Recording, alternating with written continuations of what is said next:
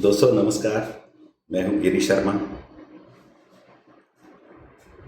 We are a project consultant.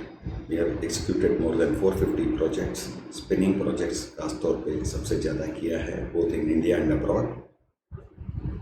आज की चर्चा का विषय है guidelines for setting up a new spinning मिल।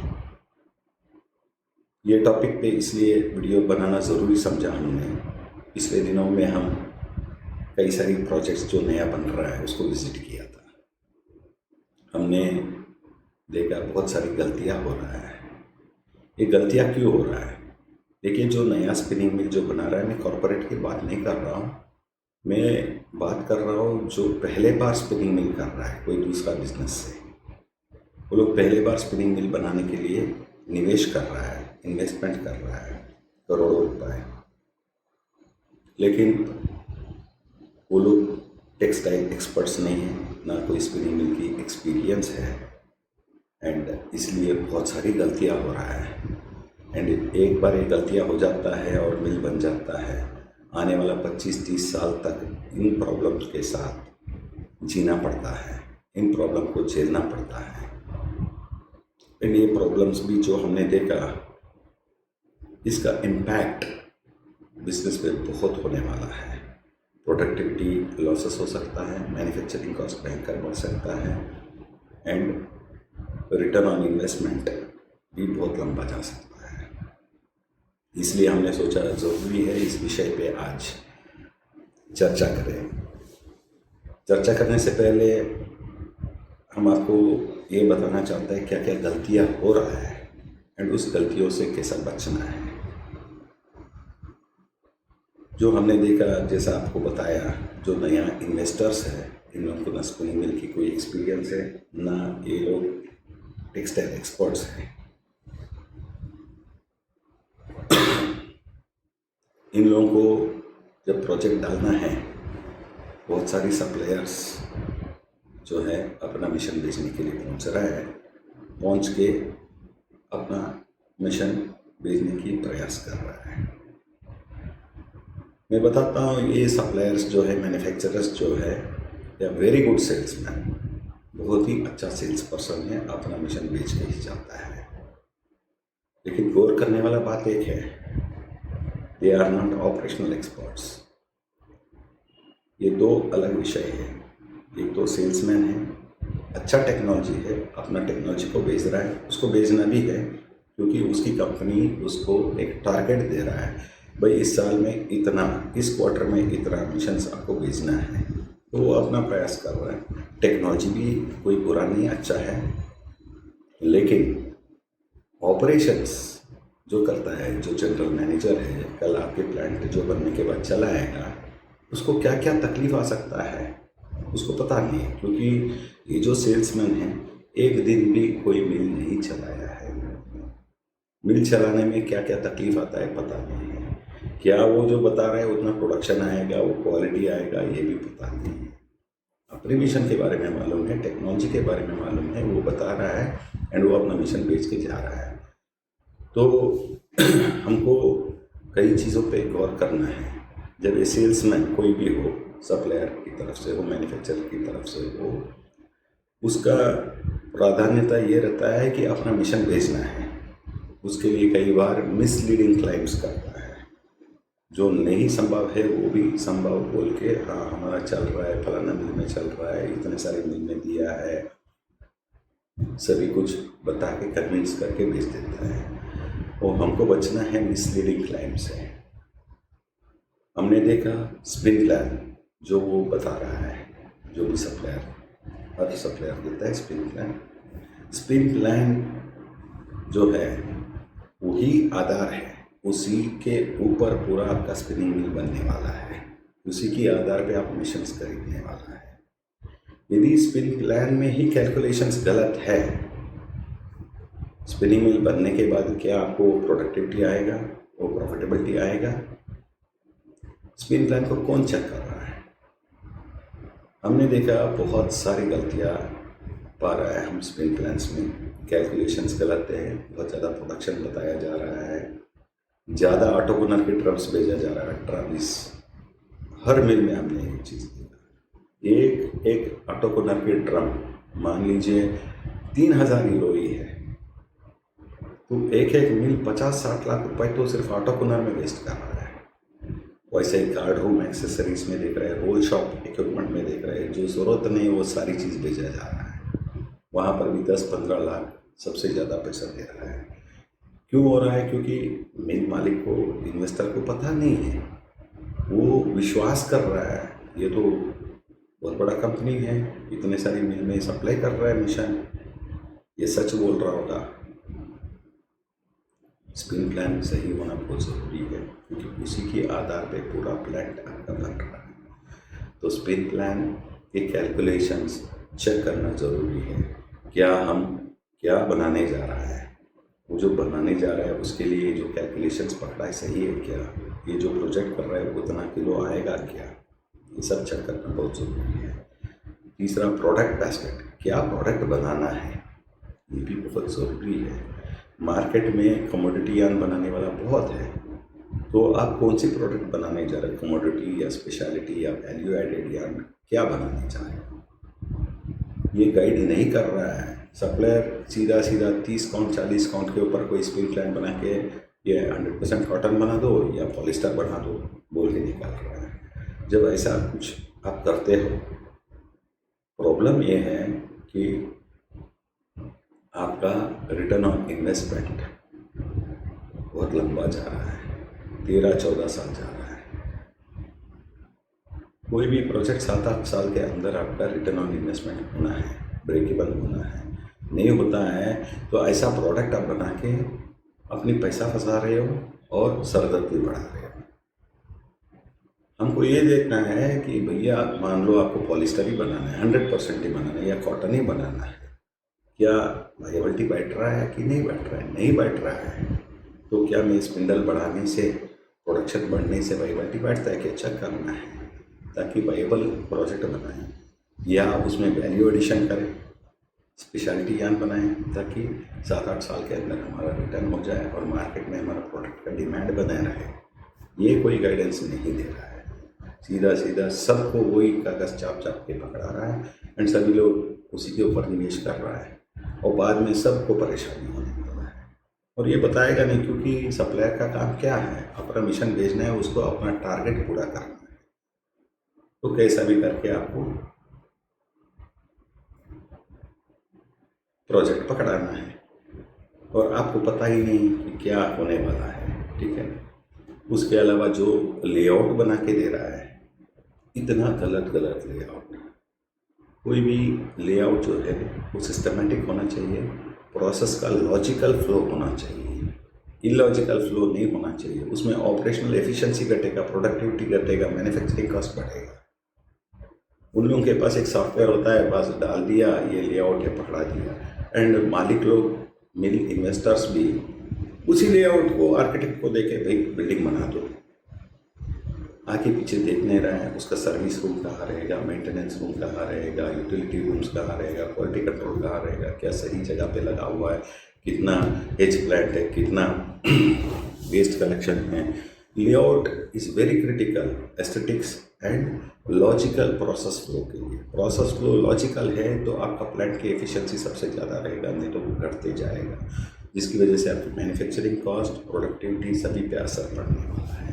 इसको बहुत लाइटली ले रहा है, जो दे दिया वो आर्किटेक्ट को पकड़ा दिया, आर्किटेक्ट ने उसके हिसाब से प्लांट बना दिया। और एक बार गलत डिज़ाइन पे प्लांट बन जाता है, उसको तोड़ फोड़ नहीं करते हो, 25-30 साल आपको ये प्रॉब्लम के साथ जीना पड़ेगा, हेडेक बन जाएगा। तो ये सारी क्रिटिकल चीज़ें हैं, एक एक चीज़ को गौर करना है, ठीक है ना। रॉन्ग एज प्लांट डिज़ाइन, हमने देखा एज प्लांट डिज़ाइन भी बिल्कुल गलत भाई। कोई भी प्रोडक्ट है, आप पॉलिस्टर चला रहे हो, विस्कोस चला रहे हो, कॉटन चला रहे हो, बैम्बू चला रहे हो, कोई भी चला रहे हो, हर प्रोडक्ट का अपना एक हाइग्रोस्कोपिक बिहेवियर है एंड इसको कितना परसेंटेज रिलेटिव ह्यूमिडिटी चाहिए, वो रिलेटिव ह्यूमिडिटी देने के लिए ही एज प्लांट डालना पड़ता है। एंड एज प्लांट की कैलकुलेशन में आपको वॉल्यूम क्या है, नंबर ऑफ एयर चेंजेस कितना चाहिए, हीट लोड क्या है, ये सब कैलकुलेशन करना पड़ता है। ये बिल्कुल हम देख रहे हैं कुछ हेज प्लांट सप्लायर्स, ये सब एक थंब रूल पे कुछ भी डिज़ाइन कर रहा है, टेक्निकली डिज़ाइन नहीं हो रहा है। जो ज़रूरत नहीं वो दे रहा है, जो ज़रूरत है वो बिल्कुल ही नहीं दे रहा है। पैसा बर्बाद हो रहा है। हेज प्लांट सही नहीं लगेगा तो परफॉर्मेंस सही नहीं रहेगा, ब्रेकेजेस हो सकता है, लैपिंग हो सकता है, प्रोडक्टिविटी बिल्कुल घटेगा, आपकी मैन्युफैक्चरिंग पे टोटल असर पड़ने वाला है। बहुत क्रिटिकल है हेज प्लांट। हेज प्लांट को भी किसी को भी पकड़ा दिया, जो सस्ता दे रहा है उसको पकड़ा दिया। हमने देखा अभी रिसेंट विजिट में, वो मिल की डायरेक्टर्स बोल रहा था बहुत सस्ते में डील हो गया, बहुत बढ़िया डील हो गया। तो अच्छा, बहुत अच्छी बात है, सस्ते में होना चाहिए। दिखाइए क्या किया है। जब हम ड्राइंग देखा हम चौंक गया। जो सस्ते में दे रहा है वो एक्चुअल में मिल में 5 से 6 हेज प्लांट लगता है, वो सिर्फ 3 हेज प्लांट दे रहा है। मतलब 3 हेज प्लांट उसने बचा लिया पूरा पैसा। जो पंखा लगना है, जो फिल्टर्स लगना है, जो पंप लगना है, सारी इक्विपमेंट बच गया 3 प्लांट का, सिर्फ 3 ही प्लांट दे रहा है। ब्लोरो, प्रिपरेटरी, गार्डिंग, तीनों के लिए 1 प्लांट, जबकि 3 प्लांट लगना है, 1 ही प्लांट दे रहा है। 2 प्लांट का वहाँ बचा दिया। स्पिनिंग में 2 प्लांट लगता है क्योंकि वॉल्यूम ज़्यादा है, नंबर ऑफ एयर चेंजेस ज़्यादा चाहिए वहाँ पे, ठीक है, वहाँ पे 1 प्लांट कर दिया। और ऑटो कॉर्नर बाइंडिंग सेक्शन में 1 प्लांट लगता है, एक छोटा सा प्लांट डाल दिया। इसमें क्या हीट लोड कैलकुलेशन है, क्या चेंजेस है, एयर चेंजेस है, कुछ पता नहीं। 6 प्लांट की जगह आप 3 प्लांट दे दिया, एंड जो नंबर 1 सप्लायर है उससे 20-25% कम कर दिया। किसका कॉस्टली पड़ा? यहाँ एक hedge plant number 1 hedge plant supplier से भी महंगा पड़ रहा है। प्लस जब प्लांट चालू होगा ये कोई रिक्वायर्ड कंडीशन नहीं देगा, जिसकी वजह से आपका प्रोडक्शन पूरे का पूरा असर पड़ेगा, एफिशिएंसी ड्रॉप होगा, मैन्युफैक्चरिंग कॉस्ट बढ़ जाएगा, क्वालिटी बिगड़ेगा, कितने सारे आप सोचते हो एक कैपिटल कॉस्ट में बचा लिया। देखिए, जब कोई भी टेक्नोलॉजी सेलेक्ट करता है, कोई भी इक्विपमेंट सेलेक्ट करता है, कंपैरिजन करना है टेक्निकल डाटा। एक तो आपका कैपिटल कॉस्ट भी देखना है, दूसरा ऑपरेशनल कॉस्ट, चालू होने के बाद उसको कितना खर्चा लगेगा, कितना बिजली खपत करता है, कितना स्पेयर कंज्यूम करता है, कई सारी डेटा लॉन्ग टर्म में भी देख के हमको कंपेयर करना है, सही चीज़ लेना है। मान लो आपको अभी सस्ता पड़ गया, बाद में महंगा पड़ रहा है, रोज़ बिजली इतना ज़्यादा फूक रहा है, तो 365 दिन 24 घंटे आने वाला 25-30 साल तक ज़्यादा खर्चा कर रहे हो। वो खर्चा कहाँ जाएगा? आपकी प्रॉफिट से कट के जाएगा ना, तो आपकी प्रॉफिट कट रहा है। तो कोई भी चीज़ सेलेक्ट करने से पहले कंपैरिजन, टेक्निकल एवैल्यूएशन करना बहुत ज़रूरी है, ठीक है ना। जो नहीं करता है सोचता है ये सस्ते में निपट गया, ये ले लिया, आप ट्रैप में फंस रहे हो। अपना प्लांट का परफॉर्मेंस पे बहुत बुरी असर होने वाला है। उसी हिसाब से आर्किटेक्ट्स, हमने देखा नया आर्किटेक्ट्स जो पहले कभी स्पिनिंग नहीं बनाया है, स्पिनिंग मिल नहीं बनाया है, वो लोग बना रहा है, गलत डाटा हो रहा है, गलत डिज़ाइन हो रहा है, आपका कंस्ट्रक्शन कॉस्ट बढ़ने वाला है, क्वालिटी बिगड़ने वाला है। क्योंकि ये स्पिनिंग प्लांट जो है, स्पिनिंग मिल का जो डिज़ाइन होता है सबसे क्रिटिकल है, बहुत टेक्निकल प्लांट है ये। बाकी सारी जगह पे शेड बनता है, बस यहाँ शेड नहीं बन रहे कि टेक्निकल शेड बन रहा है। ये टेक्निकल शेड में क्या है, नीचे टेक्नोलॉजिकल एग्जॉस्ट एयर के लिए ट्रेंच बनेगा, रिटर्न एयर के लिए ट्रेंच बनेगा, केबल के लिए ट्रेंच बनेगा, कंप्रेस्ड न्यूमेटिक पाइपलाइन्स डालना पड़ेगा। तो बहुत सारी चीज़ें हैं, एंड एक दूसरे को क्रिस क्रॉस नहीं करना चाहिए। ये जब प्लांट डिज़ाइन होता है, टेक्निकली इसको डिज़ाइन करना पड़ता है, बहुत क्रिटिकल है, इतना आसान नहीं है। दूसरा चीज़ क्या है, ये शेड बनने के बाद इसका फ्लोर के ऊपर जो मिशंस बैठेगा, ये कंटिन्यूस वाइब्रेटिंग लोड है 24/365 डेज, ठीक है ना, for the next 25-30 years. Continuous vibrating load में यदि आप सही नहीं बनाते तो पूरा फर्श भी बैठ जाएगा। 3-4 मिल में हुआ है ऐसा, और फिर वापस वो फ्लोर सारी तोड़ के बनाना कितना महंगा प्रोपोजिशन है, प्रोडक्शन लॉस है। प्लस खर्चा है। तो जब बनता है राइट फर्स्ट टाइम अप्रोच से बनना है, सही बनना है। आर्किटेक्ट का कोई गलती नहीं है, उसको जो दिया है वो बना रहा है। उसको गाइड करने वाला कोई एक्सपर्ट हो तो हो सकता है वो सही बनाए, या आप पहले से ही ऐसा एक आर्किटेक्ट को लो जो स्पिनिंग मिलें बनाया है, उसको एक्सपीरियंस है, उसको मालूम है इंटरफेसिस क्या है, कहाँ कहाँ क्रिटिकलिटी है, किस हिसाब से डिज़ाइन करना है। ठीक है। इसके अलावा प्रोजेक्ट एस्टिमेट जो दिया जा रहा है एकदम गलत दिया जा रहा है। जो सप्लायर्स है ये लोग प्रोजेक्ट की एस्टिमेशन दे रहा है, उसमें सिर्फ उसका जो मिशंस है उसका डाटा सही है, बाकी डाटा गलत है एंड कई डाटा है ही नहीं। एक प्रोजेक्ट में बहुत सारी चीज़ है, लैंड के अलावा बिल्डिंग है, इलेक्ट्रिकल इंस्टॉलेशन है, HT, LT, PDB सब कुछ, लाइटिंग, दुनिया भर की चीज़ें आती हैं, कंप्रेसर्स है, ड्रायर्स है, पाइपलाइंस है, पाइपलाइन क्लोज लूप लगेगा या ओपन लूप लगेगा, दुनिया भर की चीज़ें हैं। उसके अलावा क्वालिटी कंट्रोल इक्विपमेंट है, गार्ड रूम एक्सेसरीज है, रोल शॉप इक्विपमेंट है, ऑटोमेशन है, मिशन ऑटोमेशन है, पैकिंग ऑटोमेशन है, दुनिया भर की चीज़ें हैं, लॉट ऑफ वेरिएबल्स। तो ये सारी प्रोजेक्शंस नहीं दे रहा है। उसके अलावा टर्म लोन पे इंटरेस्ट है, डिप्रिसिएशन है, वर्किंग कैपिटल है, इसका कोई प्रोजेक्शंस नहीं है। और ऐसा गलत एस्टिमेशन जो पकड़ा रहा है, इन्वेस्टर्स इन्वेस्टमेंट कर रहा है, जब प्रोजेक्ट खत्म होगा उसको पता चलेगा 25 से 30% एक्स्ट्रा पैसा डालना पड़ रहा है, क्योंकि वो सारी एस्टिमेशन गलत था एंड कुछ चीज़ों का प्रोजेक्शन ही नहीं था। इसमें क्या होता है, वो 25-30% लाएगा कहाँ से इन्वेस्टर, और उसके लिए कोलेटरल भी देना पड़ेगा। कितना तकलीफ में इन लोगों का ये सोच है कि सस्ता बता के अंदर खींच लो, एक बार अंदर हाथ डाल दिया तो बाकी 25-30% भी कहीं ना कहीं से इसको व्यवस्था करना करेगा, जो बिल्कुल गलत सोच है। इतना तकलीफ किसी को देना नहीं चाहिए। जो एस्टिमेशन प्रॉपरली दो, ताकि वो लोग पहले दिन से प्लान करके उस हिसाब से उसको एग्जीक्यूट करेगी तो उठेंगे हेडेक्स। तो प्रोजेक्ट एस्टिमेशंस बिल्कुल गलत हो रहा है। दूसरा क्या है, हमने कई सारी इन्वेस्टर्स को देखा इन्वेस्ट कर रहा है, they are not even checking the viability and feasibility. भाई ये प्रोजेक्ट वायबल है क्या, 7-8 साल में पैसा वापस आ रहा है कि 12-13-14 साल में जा रहा है, ये भी चेक नहीं करता है। भाई कोई प्रोजेक्ट आपको 13-14 साल में पैसा वापस करेगा, ऐसा प्रोजेक्ट आप करके क्या फ़ायदा। तो वायबिलिटी चेक करना बहुत ज़रूरी है, फिजिबिलिटी चेक करना। देखो बैंक में कोई भी रिपोर्ट देके आप लोन ले सकते हो, लेकिन प्लांट तो आप ही को चलाना है, प्लांट को परफॉर्म करेगा तो ही आप आगे बढ़ोगे।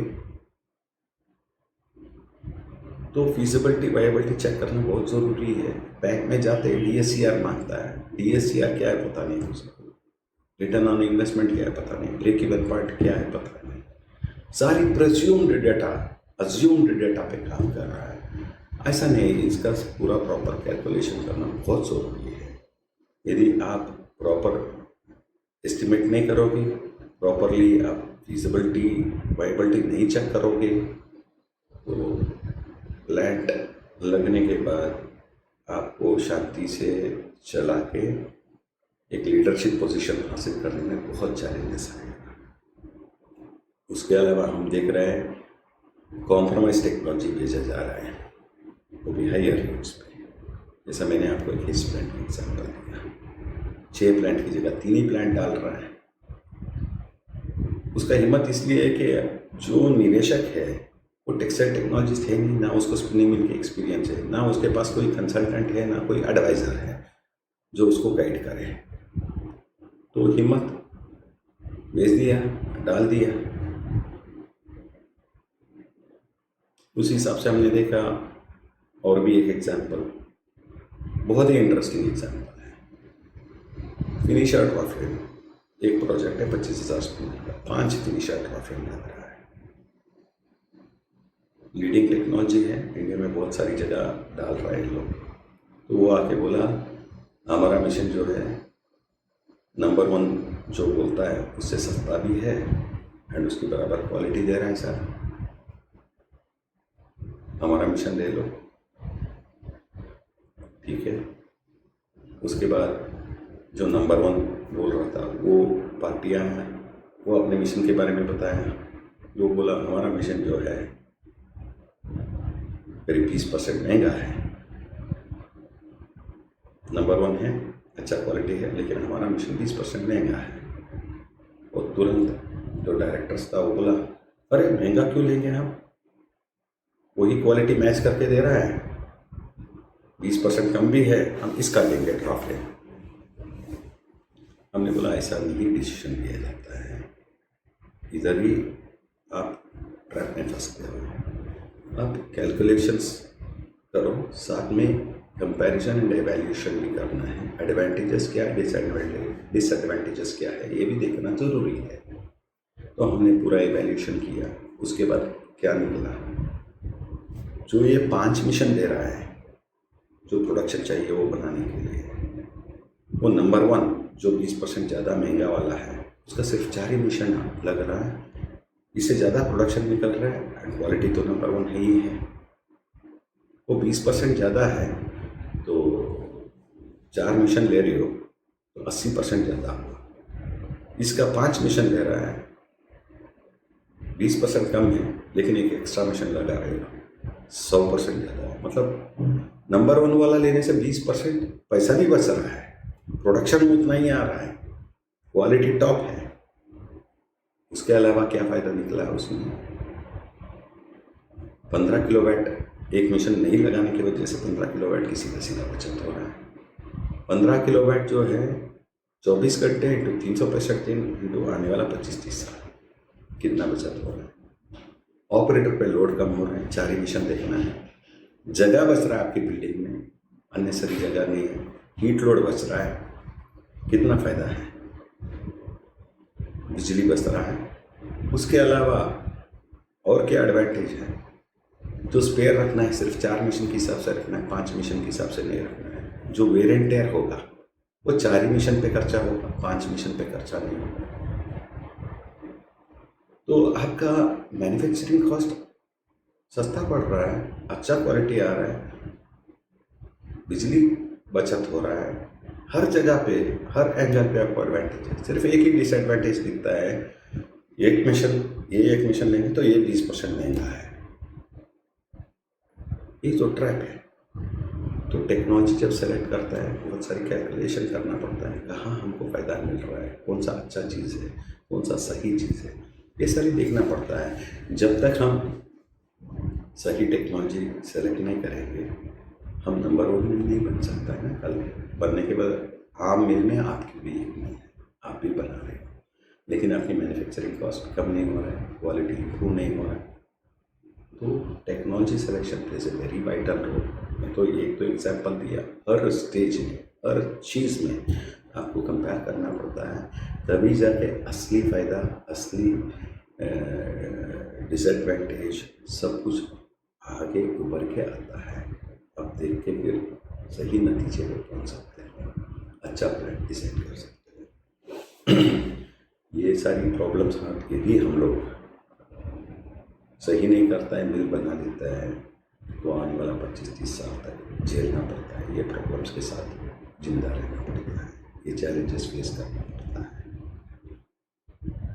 जिसकी वजह से मैन्युफैक्चरिंग कॉस्ट भी ज़्यादा जाएगा, क्वालिटी भी अच्छा नहीं बनेगा, ठीक है ना। ये सारी चीज़ हमने अपना रिसेंट विजिट्स में देखा पाया, बहुत सारी गलतियाँ हो रहा है। ये इसलिए हो रहा है कि जो नया निवेशक है, इन्वेस्टर है, वो कोई टेक्सटाइल कंसल्टेंट या टेक्निकल एडवाइज़र को हायर नहीं कर रहा है।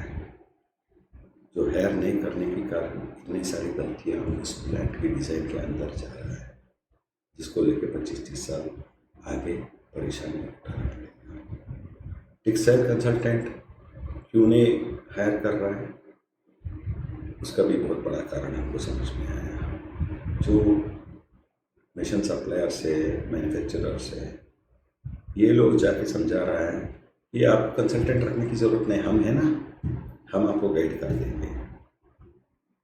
1 मिनट सोचिए ऐसा क्यों हो रहा है, भले कोई भी कारण दे रहा होगा, मेन कारण ये है कि उन लोगों का डर है उससे अच्छा टेक्नोलॉजी से उसका कोई मिशन रिप्लेस ना हो जाए।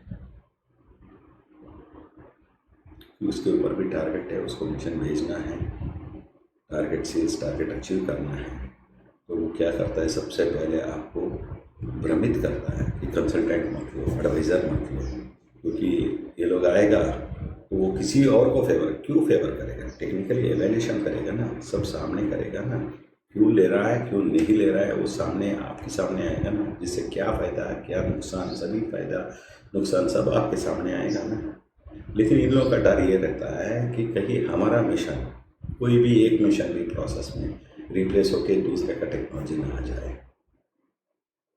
इसके कारण वो बोलता है हम सब कुछ करेंगे, ये सब कुछ करेंगे, कंसल्टेंसी देंगे। कंसल्टेंसी दे सकता है क्या, उसका टारगेट तो अपना मिशन भेजने का है। कंसल्टेंसी में बहुत सारी पॉइंट्स हैं, spin plan, product basket, estimation, visibility, viability check करना है। उसके अलावा सिलेक्शन ऑफ टेक्नोलॉजी सिर्फ मिशंस का ही नहीं है, इलेक्ट्रिकल में क्या लगा रहे हो, कितना का ट्रांसफार्मर लगा रहे हो, क्या क्या सेफ्टी उसमें है, फायर हाइड्रेंट क्या लगा रहे हो, फायर एक्सटिंग्विशर्स क्या लगा रहे हो, मेटल डिटेक्टर क्या ले रहे हो, स्पार्क डिटेक्टर कौन सा ले रहे हो, कहाँ लगाने जा रहे हो, फायर डाइवर्टर कहाँ लगाने जा रहे हो, मशीन के ऑटोमेशंस क्या क्या करने जा रहे हो ताकि मैन पावर कम लगे, आपकी क्वालिटी इंप्रूव हो, प्रोडक्टिविटी इंप्रूव हो, पैकिंग ऑटोमेशंस क्या ले रहे हो, क्वालिटी कंट्रोल इक्विपमेंट क्या क्या ले रहे हो। उसके अलावा आपको क्वालिटी इक्विपमेंट के अलावा कार्ड रूम एक्सेसरीज क्या है, इक्विपमेंट क्या ले रहे हो, रोल शॉप इक्विपमेंट क्या ले रहे हो।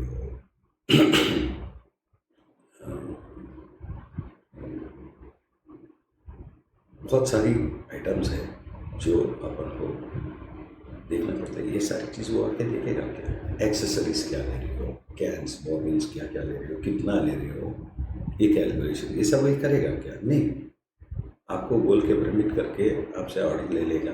उसके बाद जब वो स्टेज आता है वो सिर्फ बोलेगा इससे ले लो, इससे ले लो, इससे ले लो। ये कंसल्टेंसी नहीं होता है। उसके बाद जब प्रोजेक्ट लगता है, स्पिन प्लान ये है, इतना प्रोडक्शन निकलना है, निकाल के देगा क्या, नहीं आ रहा है उतना प्रोडक्शन तो आपके साथ खड़ा होगा क्या, उसको तो इतनी सारी मिल में सप्लाई करना है, तो हर जगह जाना है, दौड़ना है। ऊपर से सेल्समैन है, ये कोई ऑपरेशनल एक्सपर्ट नहीं है आके वहाँ ऑपरेशंस को सेट करे। ज़्यादा से ज़्यादा क्या करेगा, उसका मिशन के टेक्नीशियन को डिप्यूट कर देगा, वो अपना मिशन ठीक चल रहा है कि नहीं चल रहा है वहाँ तक की सीमित है। प्रोडक्शन के बारे में कोई बात नहीं करे, बोलोगे यार इतना प्रोडक्शन आएगा, बोला था आने, उससे हमको कुछ लेने देना नहीं सर, ये मिशन चल रहा है, परफेक्ट चल रहा है, देख लो। एंड वो भी क्या कोई फ्री में आके नहीं कर रहा है, डिप्यूट करेगा, रोज़ का आपको 4-5 हज़ार रुपये खर्चा करना पड़ेगा उसके ऊपर। जितना दिन रखोगे आपकी क्लाइंट को करेक्शन करने के लिए उतना पैसा खर्चा करना पड़ेगा। एक दिन आप ही बोलेंगे बहुत ज़्यादा खर्चा हो रहा है, इसको भगा दो यार। तो ये मिसलीडिंग है कि हम कंसल्टेंसी दे देंगे, कंसल्टेंट रखने की ज़रूरत नहीं है, ये गलत है। देखिए एक कंसल्टेंट को आप रखते हो तो कोई खर्चा नहीं होगा, जो खर्चा होता है ना उसका 5 गुना 10 गुना बचा के दे देता है प्रोजेक्ट प्रोडक्शन चालू होने से पहले। एक आर्किटेक्ट काफ़ी सिग्निफिकेंट प्रोजेक्ट कॉस्ट की सेविंग करके देगा, रिटर्न ऑन इन्वेस्टमेंट 7-8 साल के अंदर बिटा के देगा, ये इतने में हो जाएगा, ये करना है आपको, ये प्रोडक्ट बनाना है, प्रोडक्ट बास्केट भी डिफाइन करेगा, उसका एक्यूरेट स्पिन प्लान, कोई ऐसा स्पिन प्लान नहीं पकड़ाएगा, एक्यूरेट स्पिन प्लान देगा, ये स्पिन प्लान है, ये मिशन लगना है, इस हिसाब से आपको डिज़ाइन करना है। टेक्नोलॉजी सिलेक्शन में आपको कंसल्टेंट हो या एडवाइज़र हो, वो आपको सही टेक्नोलॉजी एवेल्यूएट करें। मैं टेक्नोलॉजी की बात कर रहा हूँ, मैं मैन्युफैक्चरर की बात नहीं कर रहा हूँ। एग्जांपल देता हूँ मैं आपको, देखिए फॉर एग्जांपल रिंग फ्रेम है, रिंग फ्रेम में टेंजेंशियल बेल्ट ड्रिवन टेक्नोलॉजी भी है और टिन रोलर पे स्पिंडल ड्रिवन टेक्नोलॉजी भी है। उसी हिसाब से आप कॉम्पैक्ट लेते हो, कॉम्पैक्ट में भी अलग अलग टेक्नोलॉजी है, मैकेनिकल कॉम्पैक्टिंग है, दूसरा apron and suction based compacting है, तीसरा परफोरेटेड ड्रम टेक्नोलॉजी, ऐसा कई सारे हैं। I am talking of technology not manufacturer. उस टेक्नोलॉजी पे जो भी मैन्युफैक्चरर बना रहा है उसमें 90 to 95% वो रिजल्ट आएगा ही, एक्स हो वाई हो जेड हो, ठीक है। We are more interested in technology rather than manufacturer. वो कोई भी मैन्युफैक्चर करे इससे मतलब नहीं, हमको क्या टेक्नोलॉजी होना चाहिए स्पिन करने के लिए, to spin the best here. That is what I'm telling. A right technology selection is very important. Proper layout with aesthetics. ये भी आपका कंसल्टेंट है तो ये लेआउट को सुधार के लॉजिकल फ्लो के हिसाब से बना के क्या क्या डिपार्टमेंट्स, क्या क्या सर्विस रूम्स कहाँ कहाँ होना चाहिए, क्वालिटी कंट्रोल कहाँ होना चाहिए, इलेक्ट्रिकल कहाँ होना, सब कुछ प्रॉपरली डिज़ाइन करके उसमें भी स्पेस सेविंग करके एस्थेटिकली बहुत प्यारा प्लांट बना के देगा, तो लेआउट बना के देगा। वो लेआउट जो है वेरी क्रिटिकल, इसको आसानी से नहीं लेना, बहुत लोग इग्नोर कर रहे हैं। जो मैन्युफैक्चर देती है वो दे दिया और प्लांट भी बन गया, गलत गलत बन रहा है। कल फ्यूचर एक्सपेंशन करना है, उसको वो ज्ञान भी नहीं है, इतना बड़ा प्लॉट है उसको उल्टा बना रहा है ताकि एक्सपेंशन करे तो इसकी कनेक्टिविटी नहीं है, दूसरा साइड से कुछ और बन रहा है। कई सारी दिक्कतें हैं। जो लेआउट जो है वो एक टेक्सटाइल कंसल्टेंट आपको प्रॉपर लेआउट भी बना के दे सकता है।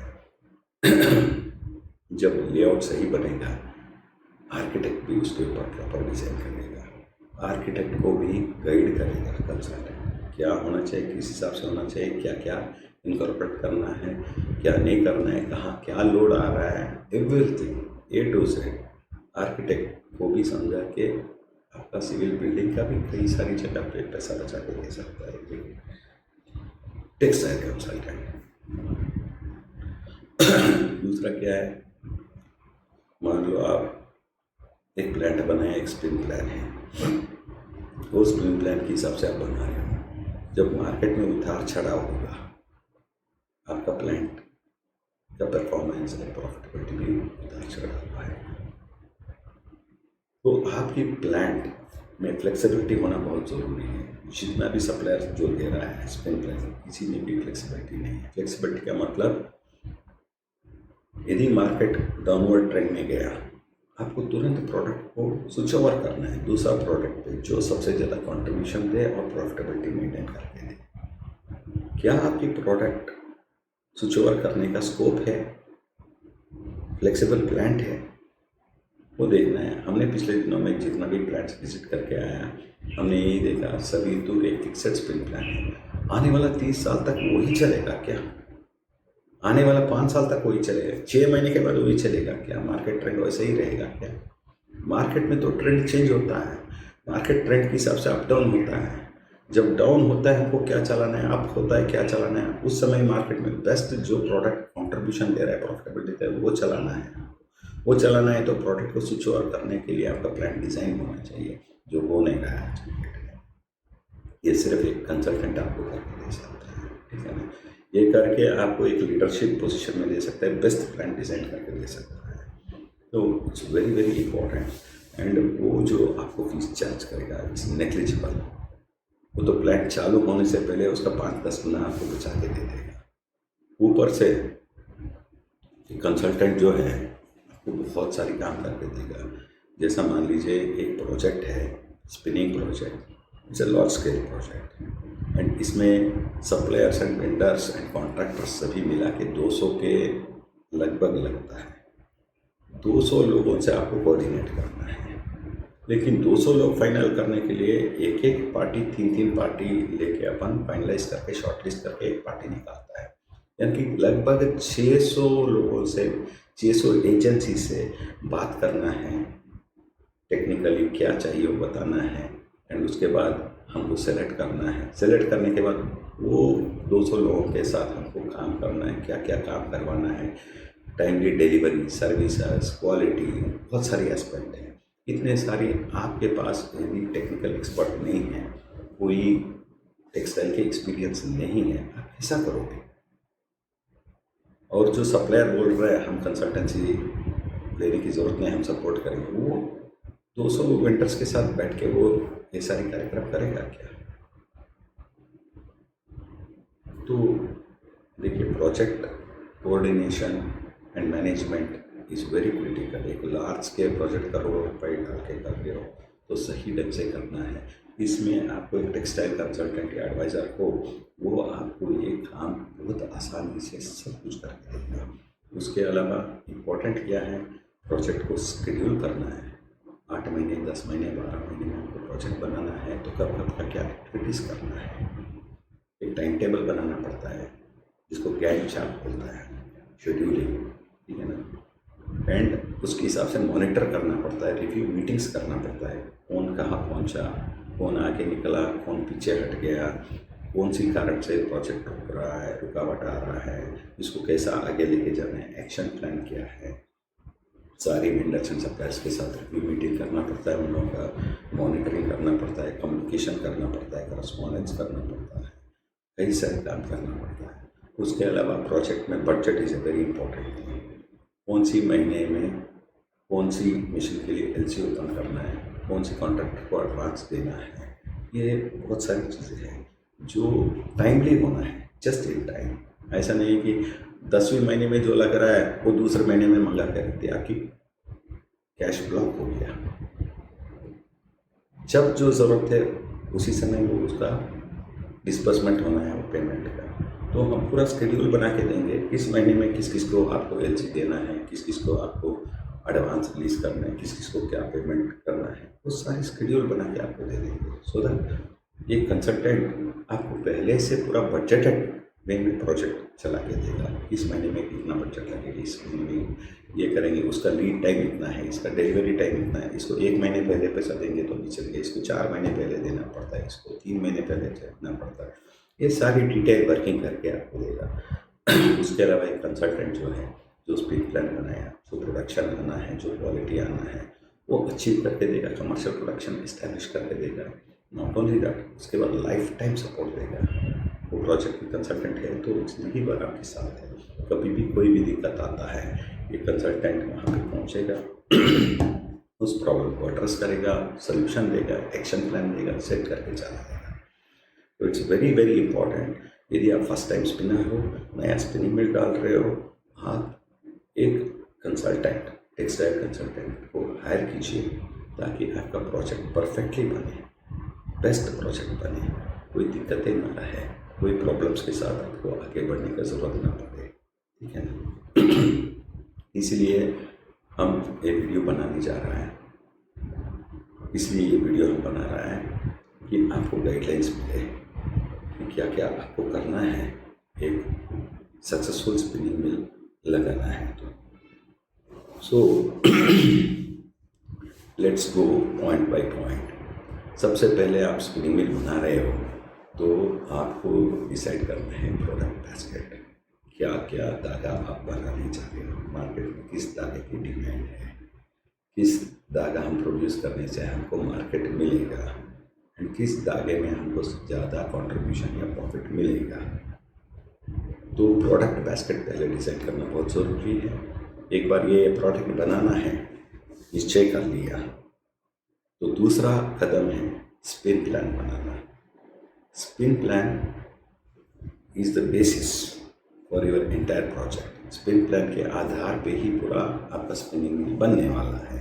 तो स्पिन प्लान जो है क्रिटिकली बनाना पड़ता है, प्रॉपरली एक्यूरेटली बनाना पड़ता है, ताकि हम कितना टन प्रोडक्शन करने वाला है, उसके लिए कितना मिशंस लगेगा, क्या क्या टेक्नोलॉजी लगेगा, वो सारी उसमें आएगा। तो स्पिन प्लान बनाना सेकेंड इम्पॉर्टेंट थिंग है। मैन्युफैक्चरर अलग अलग स्पिन प्लान देते हैं, आप LMW से भी मंगा लो उसी प्रोजेक्ट का, आप रीडर से भी मंगा लो उसी प्रोजेक्ट का, आप जिंजर से भी मंगा लो, और तीनों को सामने लेके बैठ जाओ, आपको अलग अलग दिखेगा डाटा, कौन सा सही है कौन सा गलत है। एंड ये कोई भी ऑपरेशनल एक्सपर्ट्स नहीं है, ये अपना मिशन अपना टेक्नोलॉजी के बारे में बात कर सकता है। एंड ये वेरीफाई करना बहुत ज़रूरी है। स्पिन प्लान एक्यूरेट परफेक्ट करना है before starting the project.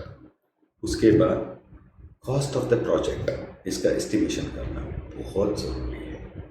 Estimation के बगैर आप प्रोजेक्ट में हाथ डालोगे तो बाद में आपको पता चलेगा कि आपने जितना सोचा था उससे बहुत ज़्यादा आपको खर्चा करना पड़ रहा है। कई लोगों को शॉक होता है, भाई इतना पैसा क्यों लग रहा है, तो estimation of the project, cost of the project बनाना है। वो कॉस्ट ऑफ द प्रोजेक्ट से क्लियर आपको पता चलेगा कि मेरा इतना खर्चा हो रहा है प्रोजेक्ट में, ठीक है ना। उसमें कई सारी वेरिएबल्स है जो सप्लायर्स नहीं लेता है इनटू अकाउंट। ज़्यादा बोलोगे तो बोलेगा हम कौन सा चार्टर्ड अकाउंटेंट है जी, हमको क्या पता, ये भी होता है, ठीक है ना। तो cost of the project estimation is very very important. इसको प्रॉपर करने के बाद इसका फिजिबिलिटी वायबिलिटी चेक करना बहुत ज़रूरी है। फिजिबिलिटी का मतलब क्या ये जो प्रोजेक्ट में डाल रहा हूँ वायबल है, मैं जो पैसा डाल रहा हूँ 7-8 साल में मेरे पास वापस आ रहा है, रिटर्न ऑन इन्वेस्टमेंट कितना दिन में हो रहा है, DSCR क्या है, उसमें आपको सारी चीज़ लेना है। खर्चा जितना भी है वो लेना है, मैन्युफैक्चरिंग कॉस्ट भी लेना पड़ता है, labour cost, power cost, spares की कॉस्ट क्या है, उसके अलावा आपका वेस्टेज कितना है, प्रोडक्शन कितना है, रॉ मटेरियल कॉस्ट क्या है, सेल प्राइस क्या है, इंटरेस्ट क्या है, डिप्रिसिएशन क्या है, वर्किंग कैपिटल क्या है, ये सब कुछ लेना पड़ता है। तब जाके आपका फिजिबिलिटी वायबिलिटी प्रॉपर्ली उभर के सामने आएगा। यदि आपका वायबिलिटी फिजिबिलिटी है तो प्रोजेक्ट में आगे बढ़ना है, नहीं तो उसको वायबल प्रोजेक्ट बनाना पड़ता है। कई बार आप उसमें डिलेज बढ़ा के प्रोडक्शन बढ़ाना पड़ता है, या आप वैल्यू एडिशन करके हाई वैल्यू एडेड प्रोडक्ट बनाने से आपका 7-8 साल में पेबैक मिलता है। वो चेक करके उस हिसाब से आपको प्रोजेक्ट करना है। उसके बाद कदम है layout preparation and optimisation. Layout बनाना है, सही ढंग से बनाना है ताकि अननेसेसरी स्पेस वेस्ट ना हो। स्पेस बढ़ने से क्या होता है, आपका सिविल की खर्चा बढ़ेगा, कंस्ट्रक्शन कॉस्ट। एरिया बढ़ने से वॉल्यूम बढ़ता है, वॉल्यूम बढ़ने से एच प्लांट की कैपेसिटी बढ़ता है। एच प्लांट में जो मोटर लग रहा है वो हायर कैपेसिटी मोटर लगेगा। इसका मतलब बिजली का खपत ज़्यादा होगा, मतलब पर केजी ऑफ प्रोडक्शन आप एक्स्ट्रा बिजली खर्चा कर रहे हो तो आपकी प्रॉफिटेबिलिटी कम होगा। इसलिए optimisation of layout is also very very important. And इसी लेआउट के आधार पे आर्किटेक्ट आपका स्ट्रक्चरल डिज़ाइन करेगा। तो layout has to be critically analysed and optimised and it has to be done properly. ऐसा नहीं कि ये मिशन यहाँ लगा दो, यहाँ लगा दो, यहाँ लगा दो। जो आपको मशीनरी मैन्युफैक्चर वही देता है, वो ये सारी एक्टिविटी नहीं करता है। मशीन को बिठा दिया सजा के और दे दिया, ठीक है ना। तो ये बहुत सारी चीज़ें हैं जो लेआउट में हमको देखना है। उसके बाद most important thing link owner. Link owner में आप कितना ड्रम्स ले रहे हो उसका कैलकुलेशन स्पिन प्लान में निकल के आता है, उतना ही ड्रम लेना है। लेकिन फ्रेम साइज़ जो है, क्या फ्रेम साइज़ लेना है हमको। फ्यूचर में यदि कोर्स में जाएंगे तो ज़्यादा प्रोडक्शन होगा तो इसी मिशन पे हम कर सकता है क्या, उस हिसाब से फ्रेम साइज भी डिज़ाइन करना पड़ता है। ये बहुत क्रिटिकल है एंड ये सबसे महंगा चीज़ भी है। हम जैसा मैंने पहले बताया, पिछले दिनों बहुत सारी प्रोजेक्ट में देखा 18 से 20 ड्रम हर जगह पे ज़्यादा बेच के जा रहा है जहाँ पे टेक्सटाइल की कोई एक्सपर्ट नहीं है। तो 50, 60, 70 लाख रुपए वैसा ही जा रहा है। उसके अलावा कई सारे कंपोनेंट ऑटो कोनर में जो ज़रूरत नहीं है, जो फाइन कॉन्ट में लगता है, वो फोर्स कॉल में भी भेजा जा रहा है। वो कभी ज़िंदगी में वो प्लांट में काम में नहीं आना है, लेकिन वहाँ पर भी लाखों रुपए पैसा ही खर्चा हो रहा है। तो ये बहुत ज़रूरी है। ये एक कंसल्टेंट है तो ये पूरा का पूरा कैलकुलेशंस चेक करके क्या होना चाहिए, कितना लगाना है, वही लगाएगा और आपकी पैसा बचत करेगा। उसके बाद प्रोडक्शन मशीनरी पे काफ़ी सारी ऑटोमेशंस लगता है, तो बहुत ज़रूरी है। आज की डेट में मैन पावर लेबर का बहुत समस्या है। कई सारी मिल में, पुराना मिल में हम देख रहे हैं लेबर नहीं है तो मिशन बंद है। ऐसा स्थिति ना पैदा हो। ऑटोमेशंस जहाँ लगाना है लगाना है। ऑटोमेशन का खर्चा आता है लेकिन वो बहुत बचा के देता है, आपका लेबर के ऊपर डिपेंडेंसी को ख़त्म कर देता है। प्लस क्वालिटी इंप्रूवमेंट, क्योंकि आप हाथ से जब हैंडल नहीं करते हो तो उसका क्वालिटी बहुत ही अच्छा होता है। उसके लिए मार्केट में प्रीमियम प्राइस में मिलता है। तो ये बहुत ज़रूरी है। ऑटोमेशंस क्या लगाना है वो सारी अपन को फाइनल करना है। उसके बाद हिच प्लांट, ह्यूमिडिफिकेशन प्लांट मैंने बोला, उसका कैलकुलेशंस करना बहुत ज़रूरी है। आपका वॉल्यूम क्या बन रहा है, हीट लोड क्या बन रहा है, नंबर ऑफ एयर चेंजेस कितना चाहिए, कितना रिलेटिव ह्यूमिडिटी अलग अलग डिपार्टमेंट में चाहिए, उसके हिसाब से हमको डिज़ाइन करना है। कई हिच प्लांट मैन्युफैक्चरर्स सीधा 20% ज़्यादा डिज़ाइन भी करके दे रहा है ताकि उसका अच्छा परफॉर्मेंस आ जाए, लेकिन 20% ओवर डिज़ाइन मतलब 20% ज़्यादा बिजली फूक रहे हो आपका प्रॉफिटेबिलिटी में असर पड़ेगा, क्योंकि 1 किलो यान बनाने के लिए जितना बिजली फूकना था उससे ज़्यादा फूक रहा है। क्यों फूक रहा है? ओवर डिज़ाइन, कई जगह अंडर डिज़ाइन, दोनों हमारे लिए खतरा है। प्रॉपर कैलकुलेशंस की बहुत ज़रूरी है। कैलकुलेट करके design data hitch plant manufacturer को देना है, ये मेरा डाटा है, इस पे आपको डिज़ाइन करना है, इसके ऊपर आप कोटेशन दो। और भी एक चीज़ हमने देखा, कई सारी पम्प्स है जिसमें इम्पलर्स जो है ब्रॉन्ज का नहीं होता है, ये आपको रिपीटेड प्रॉब्लम देगा, खर्चा बढ़ेगा। लेते समय स्पेसिफिकेशन एक जैसे इवन मोटर कौन सा होना चाहिए, IV3 होना चाहिए, IE4 होना चाहिए, ब्रॉन्ज इम्पलर होना चाहिए, कहाँ कहाँ स्टेनलेस स्टील की डोर आना चाहिए, बहुत सारी स्पेसिफिकेशंस है। एक एक चीज़ को प्रॉपरली देख के हमको, इस प्लांट इज़ वेरी क्रिटिकल, क्योंकि ये सारी फाइबर्स जो है हाइग्रोस्कोपिक है, इसको जब तक प्रॉपर एटमॉस्फेरिक कंडीशन नहीं देते हो, अच्छा परफॉर्म नहीं करता है, प्रोडक्टिविटी लॉस होता है। तो इसमें एक बार डाला जाता है, ज़िंदगी भर यही प्लांट चलेगा। तो सही डिज़ाइन पे प्लांट डिज़ाइन करवाना है, इट्स राइट स्पेसिफिकेशंस, ठीक है, ये बहुत क्रिटिकल है। उसी हिसाब से वेस्ट कलेक्शन सिस्टम्स, इसको भी प्रॉपरली डिज़ाइन करना बहुत ज़रूरी है।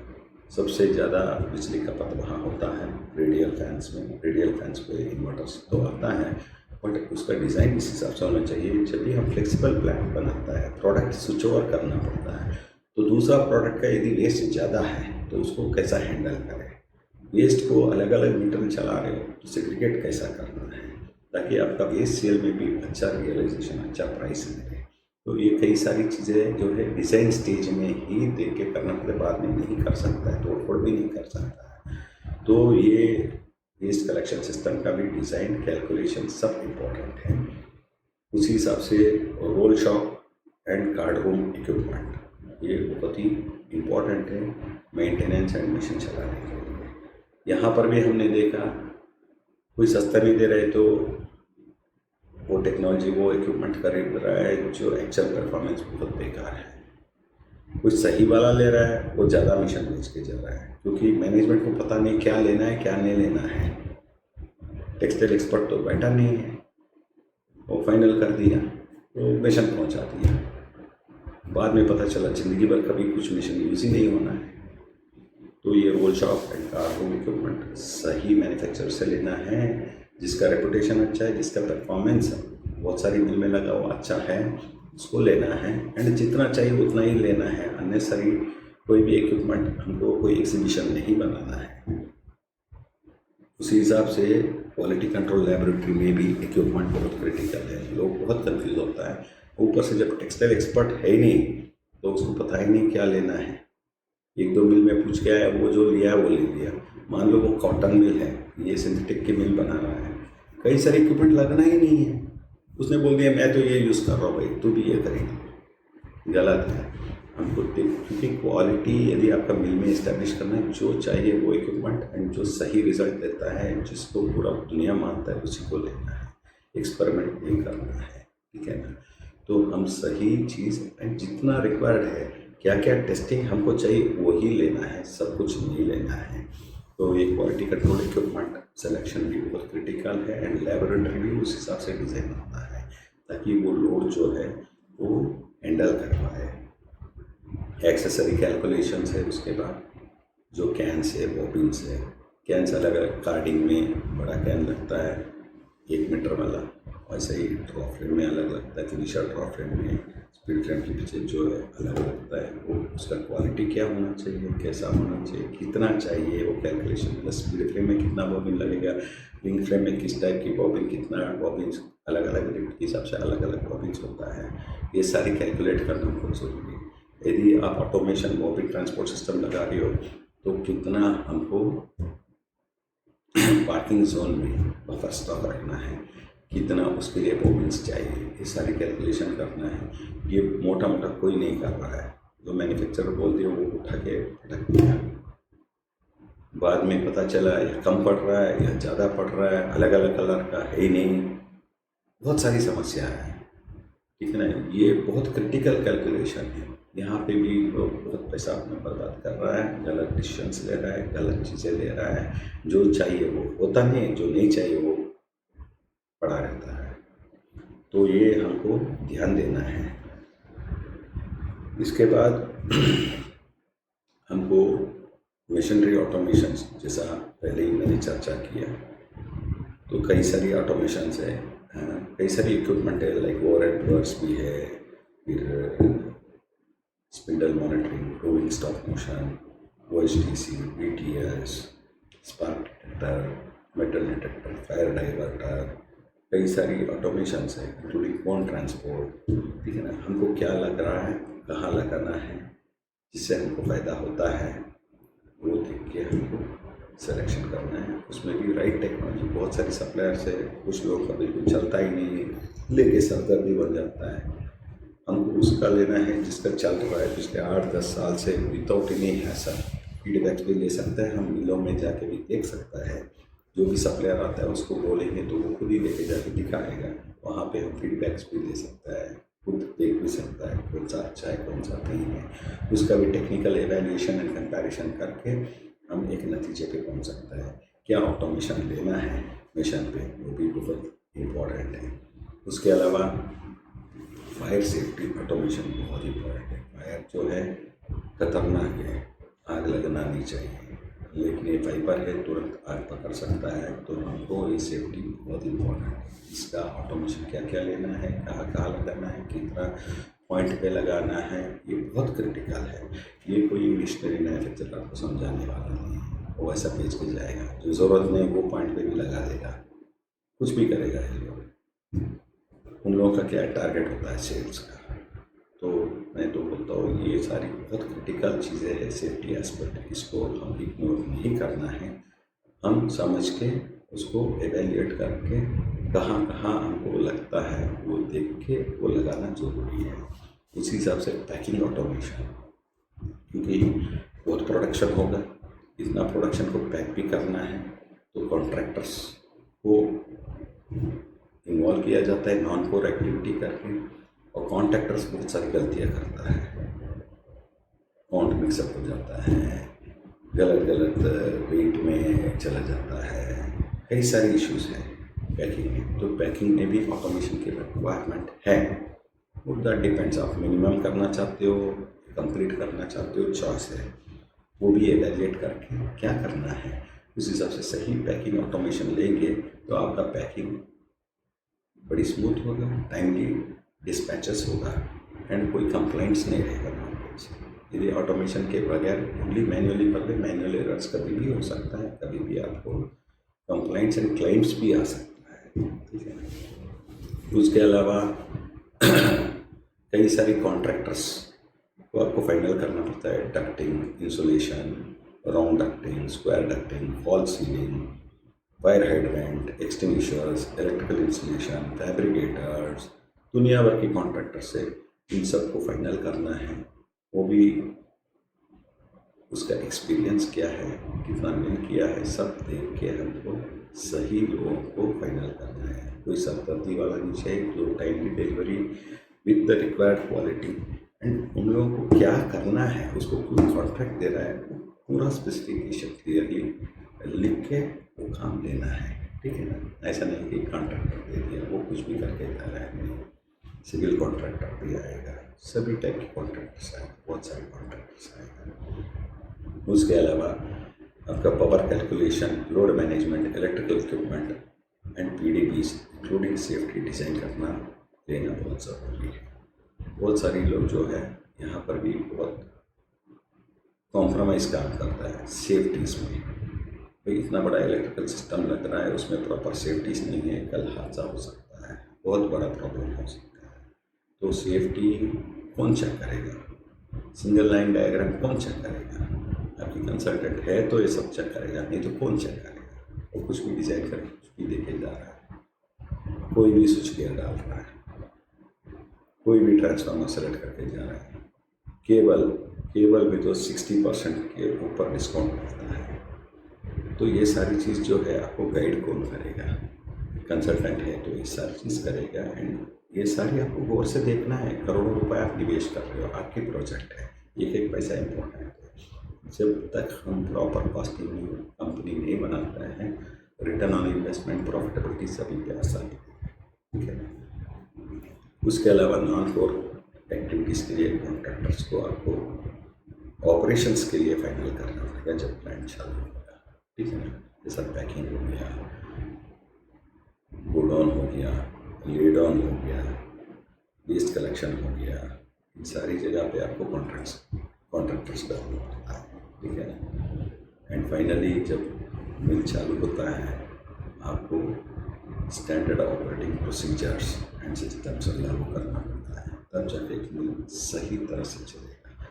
जहाँ पे सिस्टम नहीं है, स्टैंडर्ड ऑपरेटिंग प्रोसीजर्स नहीं है, वहाँ बहुत सारी समस्या चालू होगा एंड प्लांट आपकी कंट्रोल में नहीं रहेगा। तो एक प्लांट आप डालने जा रहे हो तो इतने सारे पॉइंट्स हैं जो गौर करना है। जो भी मिस्टेक्स हमने बोला उसको अवॉइड करें, जो सही चीज़ है वो करें। एंड कई लोग ये सोचता है हम कोई जीएम को पहले से रख लेते हैं, हमारा प्रोजेक्ट अच्छा बन जाएगा। मैं आपको क्लैरिटी देना चाहता हूँ, सारी जीएम्स को प्रोजेक्ट की कोई आइडिया नहीं है, वो लोग ऑपरेशन पीपल हैं। आप फाइबर दोगे, क्या धागा बनाना है बोलोगे, वो धागा बना के दे सकता है। उन लोगों का एक्सपीरियंस एंड एक्सपर्टाइज पूरा मैन्युफैक्चरिंग प्रोसेस में है, प्रोजेक्ट मैनेजमेंट एंड कोऑर्डिनेशन में नहीं है। प्रोजेक्ट में बहुत सारी चीज़ें उसका सब्जेक्ट ही नहीं है, उसका सब्जेक्ट सिर्फ टेक्सटाइल है। यहाँ पे आपका आर्किटेक्ट है, बिल्डिंग है, इलेक्ट्रिकल है, सेफ्टी है, सिलेक्शन ऑफ टेक्नोलॉजीज़ है, दुनिया भर की चीज़ है, ठीक है ना। तो इसमें इन लोगों का एक्सपर्टाइज नहीं होता है। इन लोगों का 30-40 साल वाला भी लेके आओगे, 90% लोगों को अपना मैन्युफैक्चरिंग में हीरोज हैं। They are the real heroes, they know how to manufacture whatever product, whatever quality you want. But project designing करने के लिए बोलोगे, project management coordination, they cannot because they don't have the experience. हो सकता है मुश्किल से 5-10% लोगों को ही एक्सपोजर मिलता है प्लांट्स में, जो करके बाहर निकल के कर रहा है तो वो आपको सपोर्ट कर सकता है। इसलिए मैंने बोला टेक्निकल एडवाइज़र, ये लोग टेक्निकल एडवाइज़र के रोल में कर सकता है, या प्रोजेक्ट मैनेजमेंट करने के लिए, प्रोजेक्ट डिज़ाइन करने के लिए textile consultants are the right people to help you in establishing the plant. And they will save you a lot of money, a lot of headaches, not just for now, for the future also. And they are always with you. So you have a lot of advantages when you work with a technical consultant, textile experts. ठीक है। So आप यदि नया plant कर रहे हो तो आप तुरंत कोई कंसल्टेंट से संपर्क कीजिए एंड वो आपका सारी सरदर्दी दूर करके अच्छा प्लांट बना के दे सकता है। नॉट ओनली दैट, आपको सेविंग भी बहुत, कॉस्ट सेविंग भी बहुत होगा, वो करके दे सकता है। राइट प्लांट डिज़ाइन करके देगा, right and accurate space plan बना के देगा, राइट प्रोडक्ट बास्केट बना के देगा, ताकि आपका हिम्मत बढ़े, हौसला बढ़े एंड एक प्लांट से आप दूसरा, तीसरा, चौथा भी बना सकते। आपका एक्सपीरियंस बहुत अच्छा रहेगा। यदि आप कंसल्टेंट को नहीं रखते हो, आपका इसका एक्सपीरियंस नहीं है तो प्रॉब्लम होता है।